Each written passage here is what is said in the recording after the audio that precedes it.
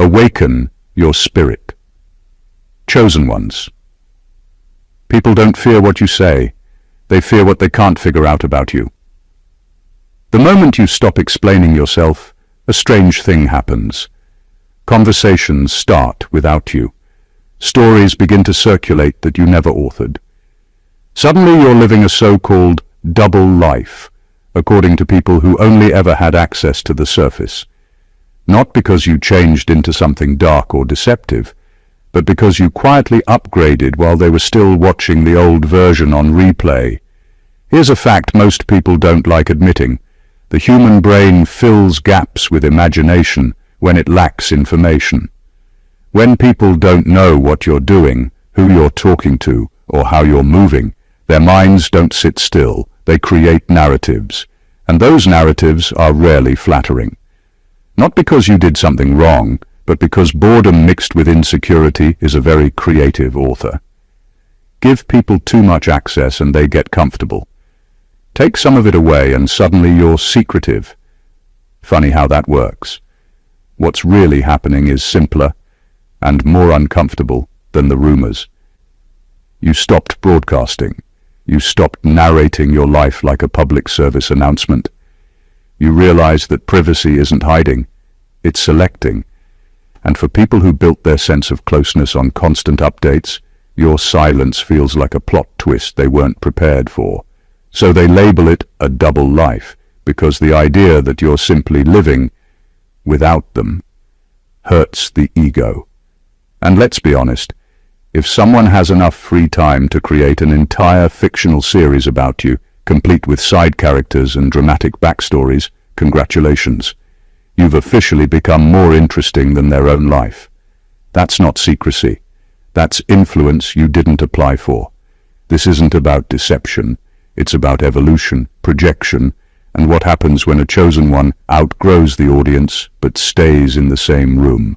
Number 1, people call it a double life when they don't have full access to you. The moment you stop giving people unrestricted access to your thoughts, plans, and movements, a label appears. They don't call it boundaries. They don't call it growth. They call it a double life. Not because you're doing something wrong, but because they're no longer in the front row of your existence. For a lot of people, access equals relevance. When that access is reduced, their ego panics, and panic looks for a story to tell. Most people are used to relationships where everything is shared, opinions, struggles, daily updates, even unfinished ideas. When you quietly decide to keep certain things to yourself, it disrupts that expectation. You didn't announce it. You didn't explain it. You just did it. And to people who feel entitled to knowing everything about you, that feels like betrayal. So they invent a reason that puts them back in control of the narrative. Calling it a double life is easier than admitting they were never meant to know everything in the first place. It protects their pride. It lets them believe you owe them transparency, rather than accept that access is earned and can be adjusted. What they really miss isn't the truth about you. It's the comfort of being included without effort. There's also an uncomfortable truth people avoid. Not every version of you is meant for every room. Some parts of your life require focus, silence, and discretion. When you start moving with intention instead of noise, people who rely on constant updates feel shut out. Instead of asking themselves why they need so much information, they point fingers and create suspicion. The irony is that nothing changed about your integrity. What changed is your availability. You stopped explaining yourself to people who weren't building with you. You stopped leaking ideas before they were ready. You stopped confusing openness with obligation. And that shift exposed who saw you as a person versus who saw you as content. A double life is just what privacy looks like to someone who never learned to respect it. When you stop living for observation, those who were only watching begin to talk. Number 2, mystery is threatening to people who live loud but empty. There are people who talk all the time but say nothing, who stay visible but never go anywhere. For them, noise is a survival tactic. Being loud keeps them from sitting alone with themselves. So when someone moves differently, quiet, intentional, not explaining every step, it unsettles them. Your mystery becomes a mirror they don't want to look into. People who live loud are often uncomfortable with silence, especially their own. They fill every gap with updates, opinions, jokes, and drama because stillness exposes what's missing. When you don't participate in that cycle, when you don't overshare or broadcast your every move, it feels like a threat. Not because you're doing something wrong, but because you've chosen substance over performance. To them, mystery looks like strategy. They assume there must be something hidden because they can't imagine a life that isn't constantly on display. If they don't post it, say it, or announce it, they believe it doesn't exist. So when you show results without the running commentary, it breaks their understanding of how life works. Instead of questioning their own habits, they question your intentions. There's also a strange insecurity that comes from being around someone who doesn't need attention to feel real. Loud people feed off reactions. They measure worth by responses, likes, laughter, and validation. When you don't offer that energy back, when you don't react the way they expect, it makes them feel invisible. And nothing scares an attention-driven person more than feeling unseen. So they start filling in the blanks. They tell themselves you're hiding something, that you're fake, that there's another version of you they haven't cracked yet. Not because it's true, but because it gives them a reason for the discomfort you cause just by being calm and self-contained. Your quiet becomes suspicious because it can't be controlled. The truth is simple. Mystery isn't deception, it's depth. And depth feels threatening to people who survive on surface-level noise. When you choose to live with intention instead of volume, those who confuse loudness with life will always feel unsettled by you. Number 3. Bored minds. Invent stories to feel important. There's a peculiar energy that happens when someone has too much time and too little purpose. When people aren't focused on building, creating, or improving themselves, they start looking for excitement elsewhere. And often, that elsewhere is your life. If you're moving quietly, living deliberately, and not providing constant updates for their entertainment, boredom doesn't just whisper, it screams. And bored minds are creative in the most unnecessary ways. They invent stories, twist truths, and construct realities that don't exist, all to feel relevant. It's not that they actually care about you, it's that your life becomes a canvas for them to project importance onto. When you are intentional, private, or simply evolving out of their reach, it challenges their sense of control. They fill in the gaps with drama because drama is something they can participate in without effort. Your real actions require work. Their stories require imagination. It's easier to believe you're living a secret life than to acknowledge that your focus is beyond their understanding. This kind of behavior isn't personal, it's a reflection of emptiness. People who gossip about you, accuse you of hiding things, or claim you're living two lives, are usually inventing to escape the monotony of their own existence. They need a narrative where they feel significant, and you become the plot. The more you thrive quietly, the louder their inventions get. Their energy isn't meant to help you, it's meant to validate themselves. And here's the twist. The irony is that these invented stories often reveal more about them than about you. Every rumor, exaggeration, or accusation is a window into what they value, fear or envy. When someone insists you are living a double life, it's rarely about deception. It's about how uncomfortable your growth makes them feel. In reality, the so-called stories aren't powerful unless you react to them. The more you ignore them, continue your progress, and stay focused on what matters, the weaker they become. Bored minds will keep inventing, but your life, intentional, private, and forward-moving, remains untouchable, unbothered, and entirely yours. Number 4. Growth creates gaps. People can't cross. Growth isn't loud. It doesn't ask for approval or applause. It quietly expands your world, shifts your mindset, and changes the way you move through life. And the problem is, not everyone can follow. Some people stay anchored in old versions of you, expecting the same reactions, the same explanations, the same availability they were used to. When you evolve past that, gaps form. Gaps in understanding, in expectation, and in emotional access. People who once felt close now feel distant, and they mistake that distance for secrecy, deception, or a double life. The truth is, when you grow, you leave certain things behind. Conversations, routines, and even relationships that once defined you may no longer fit the person you are becoming. You don't announce it like a headline. You don't justify it with lengthy explanations. You just step into it. That's what makes growth so threatening to people stuck in repetition. They can't imagine someone evolving quietly, so they create a story that makes sense to them. You're hiding something, or you're living a secret life. People are used to versions of you that are predictable, and predictability breeds comfort.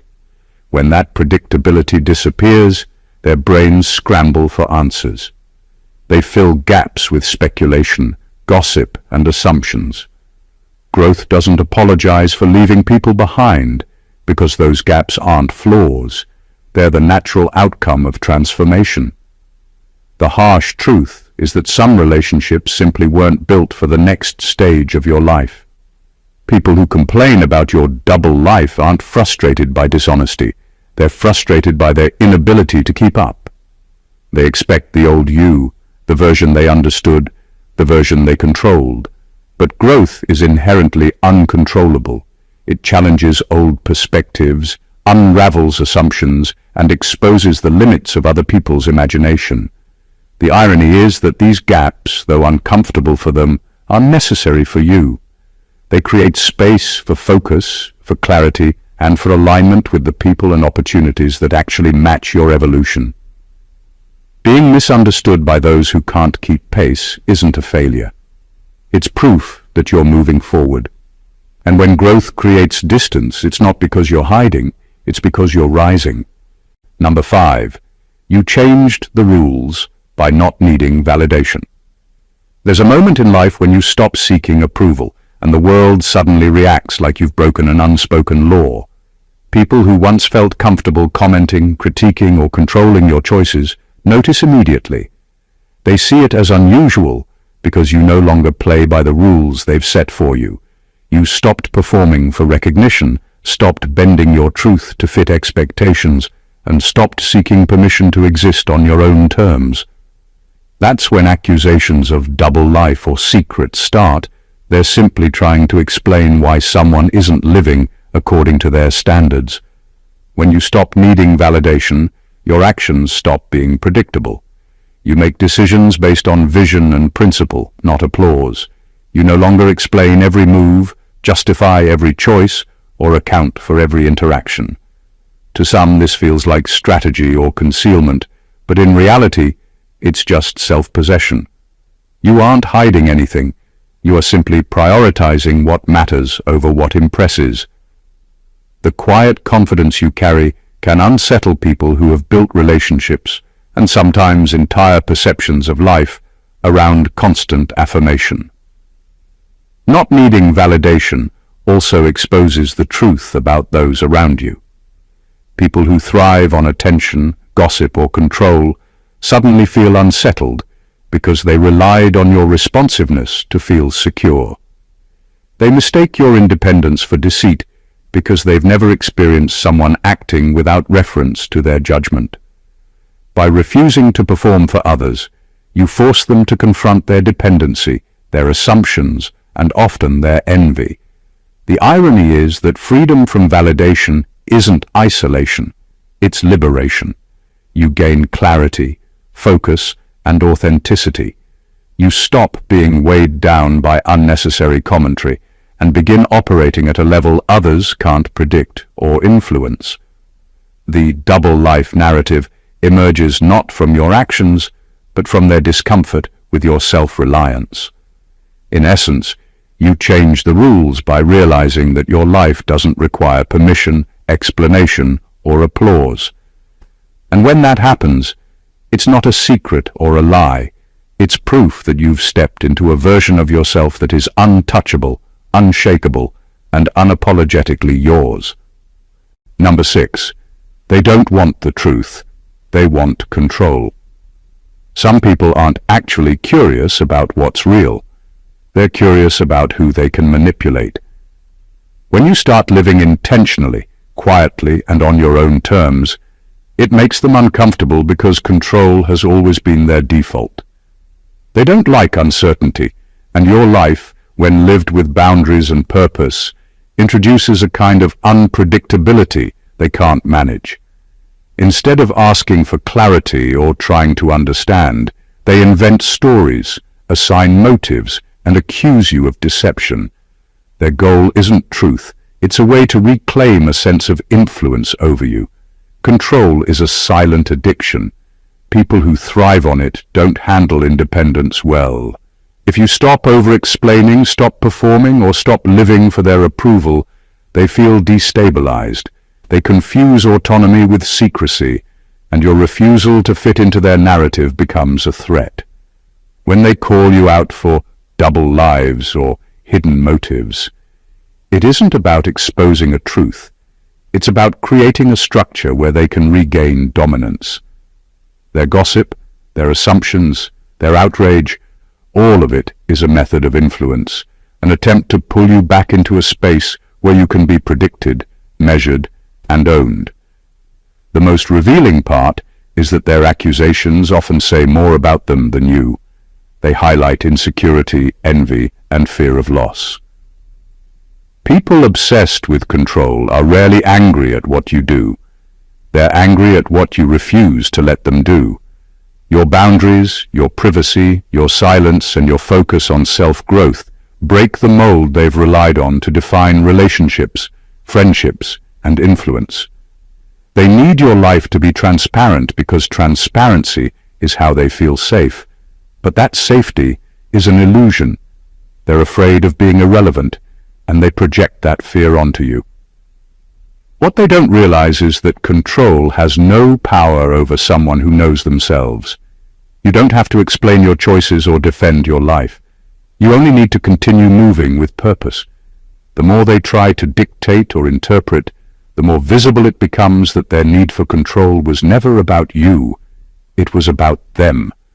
When you refuse to participate in that illusion, the double life narrative collapses on its own, leaving only your truth, untouchable and undeniable. Number 7. Projection is the real confession. When people accuse you of living a double life, hiding things or keeping secrets, what they are really doing is revealing themselves. Projection is one of the most common and overlooked human behaviors.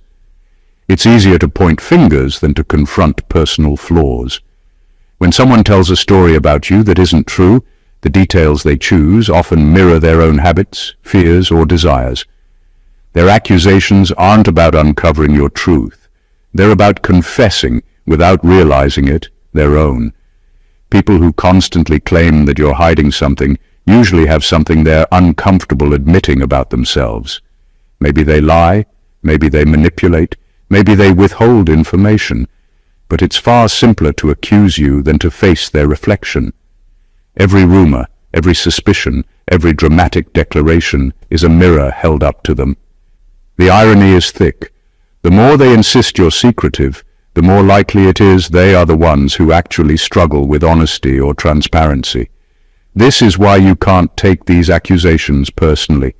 They have nothing to do with the reality of your life and everything to do with the internal chaos of the accuser. When someone projects onto you, they are involuntarily showing the world their own inner contradictions, insecurities, and unresolved conflicts. And yet, They expect you to respond, explain, or justify yourself as if their story were fact. The clarity comes when you stop reacting. Projection only has power when you let it. When you continue to operate with integrity, silence, and focus, the narrative they create about you starts to crumble under its own weight. People who project will always misread your actions because they are interpreting them through the lens of their own limitations. Understanding this flips the script. What feels like attack is actually revelation. Every accusation, every whisper, every double life claim is less about you and more about the person making it. They are confessing their own patterns without admitting it, and your refusal to participate in their story forces them to confront a truth they'd rather hide. Projection is messy, but it is also transparent. And once you see it for what it is, their words lose power, and your life remains entirely yours. Number 8. You became unpredictable because you're no longer reactive. There's a shift that happens when you stop responding to every provocation, every gossip, every expectation. People who once understood how to read you, predict you, or manipulate your reactions suddenly find themselves lost. You became unpredictable not because you changed overnight, but because you stopped living on autopilot for others. You stopped feeding the energy they expected, stopped explaining yourself for their comfort, and stopped reacting to drama that isn't yours. That absence of predictability terrifies people who thrive on control, because once they can no longer anticipate you, they feel exposed. Being reactive keeps you visible, but vulnerable. It's a trap that most people never notice they're caught in. When you disengage from pointless debates, gossip, or validation seeking, it looks to outsiders like you're hiding something. In reality, you're simply refusing to let external chaos dictate your internal state. Silence, calm, and selective engagement are powerful because they remove the strings that people were holding on to. Unpredictability is the natural result of freedom. The curious thing is that people often assume that when you stop reacting, it's intentional strategy. They think every move you make is calculated. But unpredictability here is not about planning, it's about authenticity. It's the outcome of living on your own terms rather than performing for approval. You are no longer the version they can script or anticipate, and that makes you seem enigmatic, even suspicious, to those still anchored in the old dynamics. This unpredictability forces a confrontation. Either they adapt to the real version of you, or they retreat into narratives that make them comfortable. Many will choose the latter, insisting you're living a double life, because they cannot reconcile their assumptions with the reality that you are simply autonomous. The power of unpredictability is subtle, but undeniable. It protects your energy, sharpens your focus, and signals that your life is yours to direct. You don't owe explanations or reactions, and the more consistent you are in your freedom, the less influence they have. People fear unpredictability because it reflects a truth they cannot control, that your life is no longer governed by their expectations, and that is the quiet rebellion of someone who finally commands themselves. Number 9. Privacy exposes who felt entitled to you. When you start protecting your life, your time, and your energy, it does more than create boundaries. It exposes entitlement. People who once assumed they had a right to your attention, updates, and explanations suddenly realize they never truly earned it. Privacy is not secrecy, it's clarity. It separates the genuine from the opportunistic, the supportive from the demanding, and the respectful from the entitled. Those who complain about your double life are often the very ones who treated access as a given, never recognizing it was a privilege, not a guarantee. The shift is subtle, but undeniable. Before they could call, comment, or insert themselves into your decisions, and it felt natural. You were available, responsive, and accommodating. But once you start choosing who sees what, when, and how, they feel exposed. Their assumption that your life was theirs to observe is challenged, and suddenly your independence feels like a betrayal. They mistake your discretion for deception, but the truth is that your privacy has simply revealed their overreach. Entitlement thrives in silence because it goes unchecked. When you openly share every thought and action, it reinforces the belief that your life belongs, in part, to those around you. Privacy interrupts that illusion. It highlights who respected your presence without demanding it, and who acted as if they had ownership over your time and choices.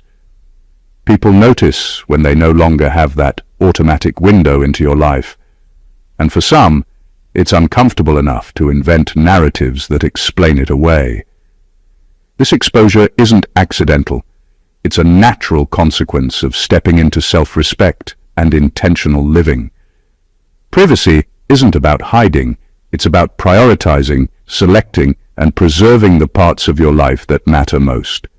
And while some will react with suspicion or judgment, the reality is that this clarity is a filter. It keeps those who only wanted entitlement at bay, while welcoming those who value you as a whole person, not just a source of access or attention. Privacy doesn't just protect you, it shows the world exactly who saw your life as theirs to claim and who understood that it was always yours alone. Number 10. They miss the old you who explained everything. People rarely struggle with the real you. They struggle with the version of you they once knew. When you stop narrating your life, stop justifying your choices, and stop giving updates for the comfort of others, it creates a void they weren't prepared for. They aren't upset because you're hiding things. They're upset because you no longer fit into the predictable template they were used to.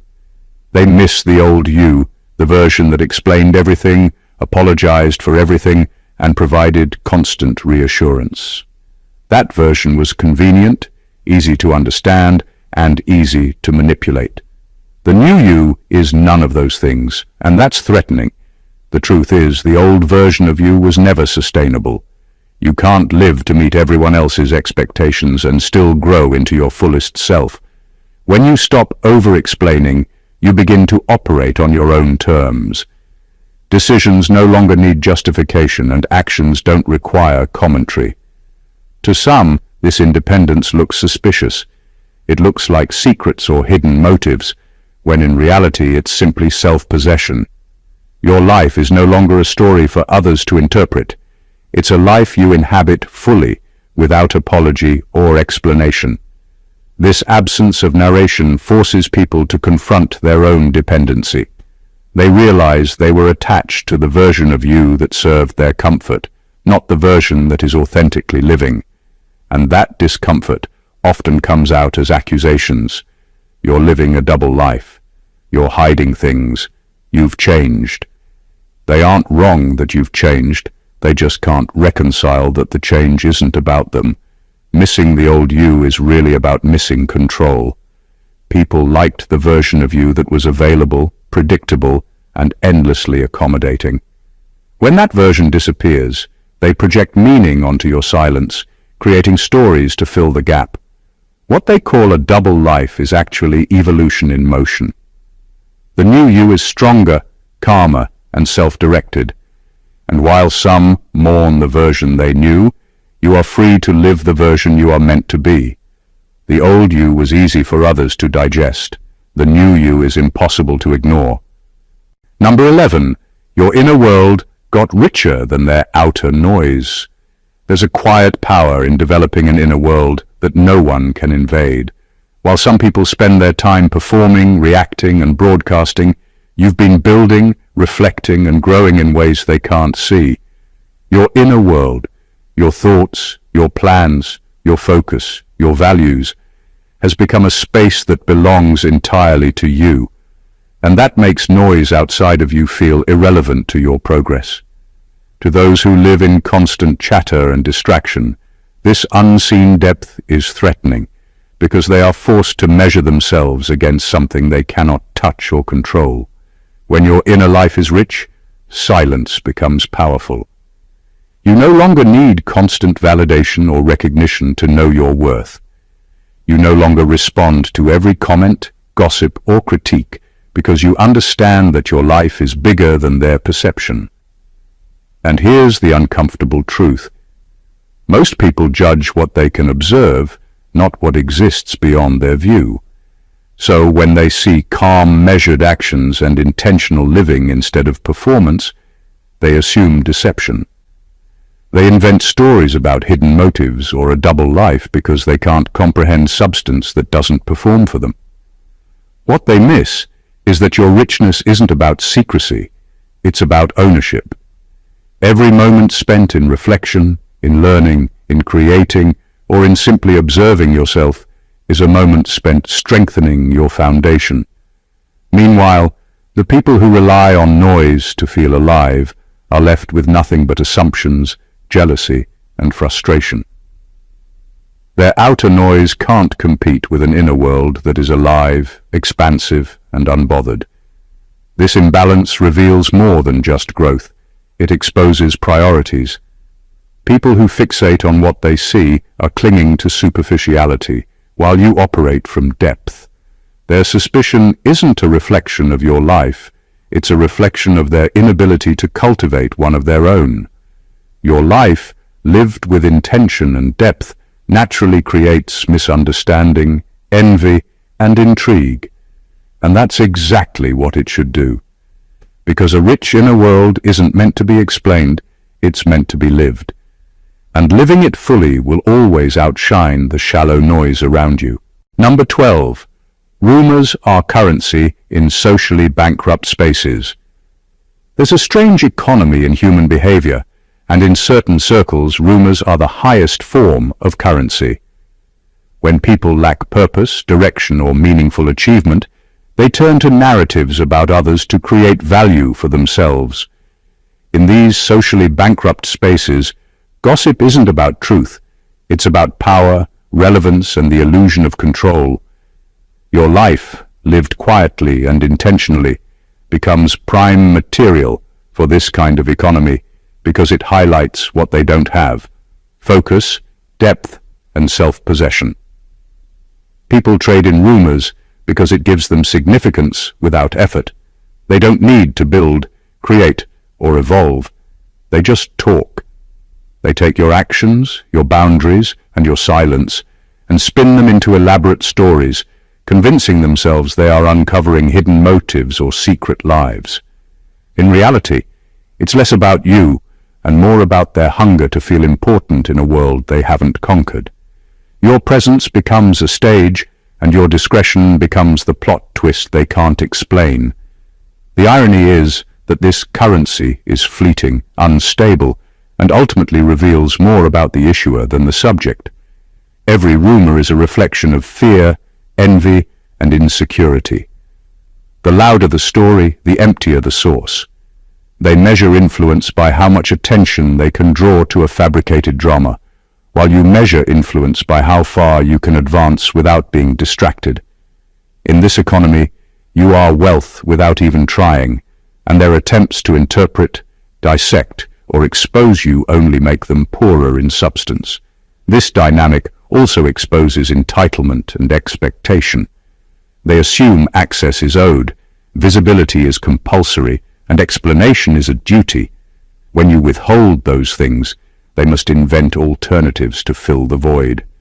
Rumors rise to fill gaps because silence is threatening to people who survive on noise. They mistake your autonomy for mystery or deceit, but the truth is simple. Your life doesn't operate in their economy.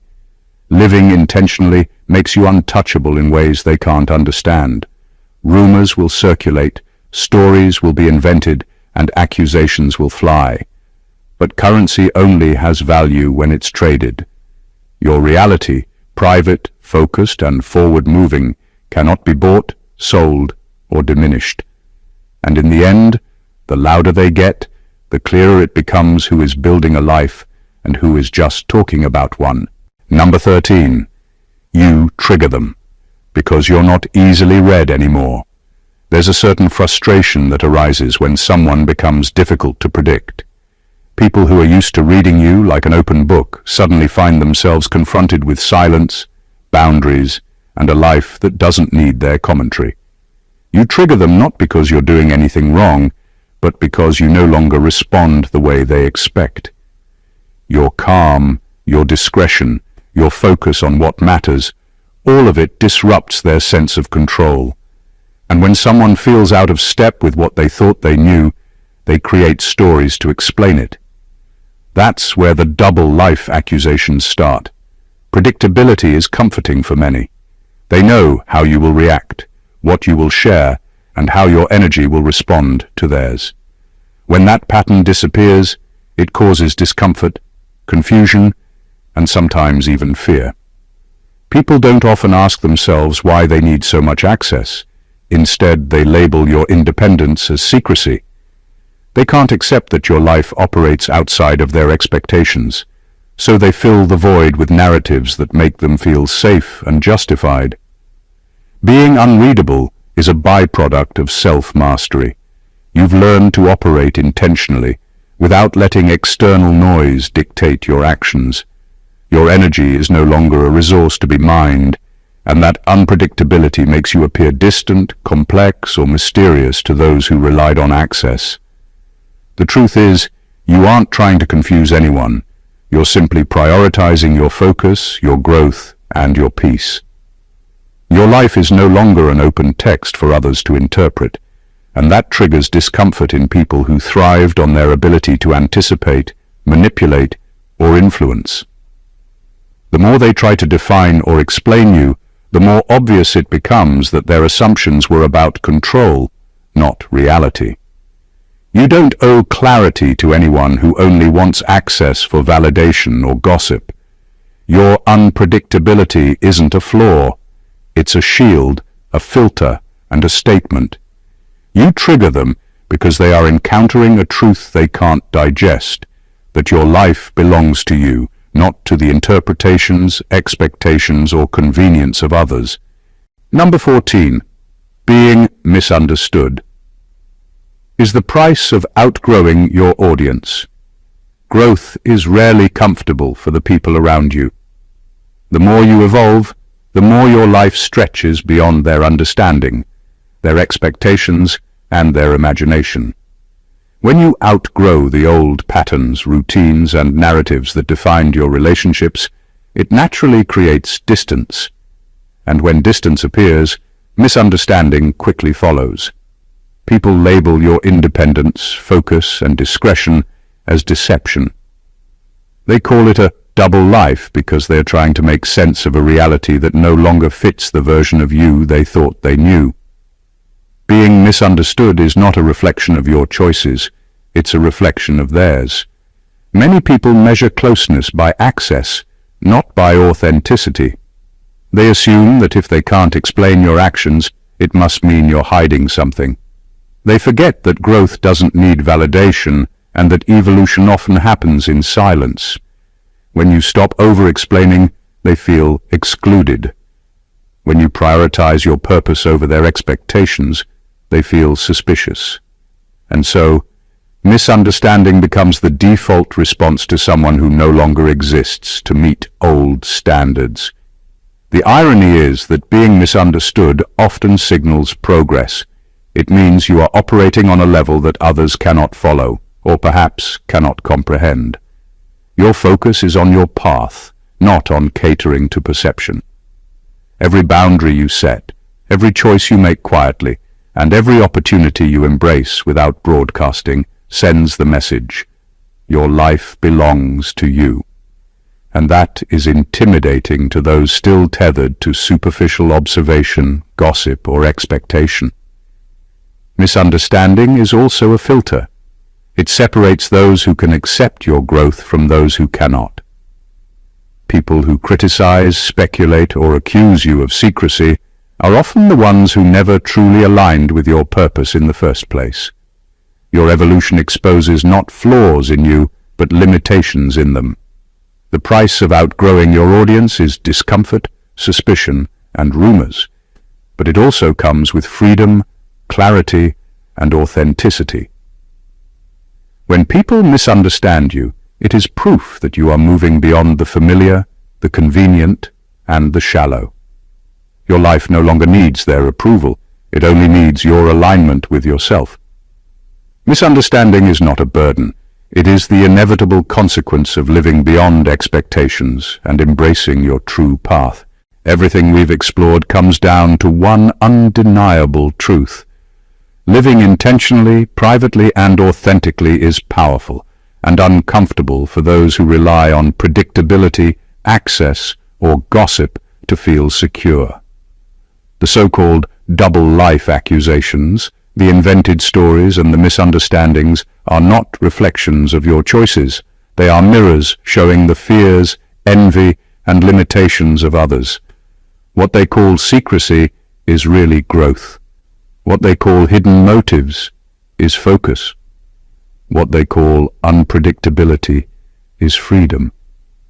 Every boundary you set, every silent moment you take, and every choice you make without explanation is proof that your life belongs to you and you alone. The people who struggle to understand you are not your audience. They are observers of a story they cannot write, participants in a narrative they cannot control. And that's exactly as it should be. Your privacy, your independence, and your inner richness are not just shields. They are declarations. They say you are no longer living to satisfy the assumptions of others, and you never have to. Being misunderstood, being judged, and even being misrepresented are all the unavoidable consequences of stepping into your true power. Your life is not a performance for approval. It is a masterpiece in progress, and only those aligned with your energy will recognize it. So keep moving forward, quietly, intentionally, and unapologetically. Let the noise talk. Let the misunderstandings form their stories. Your growth, your depth, and your freedom are untouchable.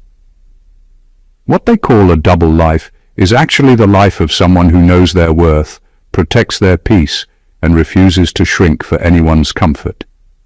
Embrace it fully, because this is the life you were meant to live. If this message resonated with you, make sure to subscribe to the channel for more insights that empower and awaken your spirit. Like, comment, and share to help others see the truth behind what it really means to live on your own terms. Your life, your rules. Let's celebrate that together. Stay awakened, chosen ones.